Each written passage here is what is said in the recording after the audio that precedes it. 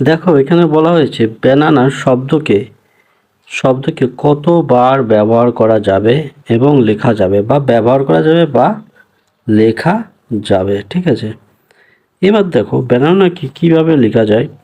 এই যে BANA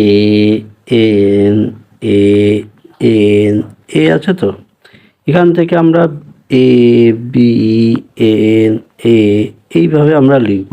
পরপর কতবার লেখা যায়, তবে এইভাবে সাজাতে গেলে তো সময় শেষ, অঙ্ক শেষ, সময় শেষ, সমস্ত কিছু শেষ, লাইফটাও শেষ।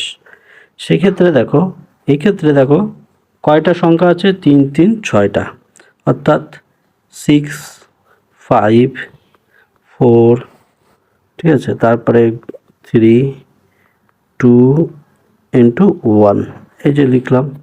এরপরে এর নিচে দাগ দিয়ে দাও। এবার দেখো কতগুলো সংখ্যা রিপিট হয়েছে। দেখো n 2 বার হয়েছে, তাই n কে আমরা প্রথমে a লিখি, a 3 বার হয়েছে, তাই 3 ইন্টু 2 ইন্টু 1, আর n 2 বার হয়েছে ইন্টু 2 ইন্টু 1। ঠিক আছে, যে সংখ্যা যতবার রিপিট হবে সেইভাবে লিখে দিতে হবে। এবার কাটাকুটি করব।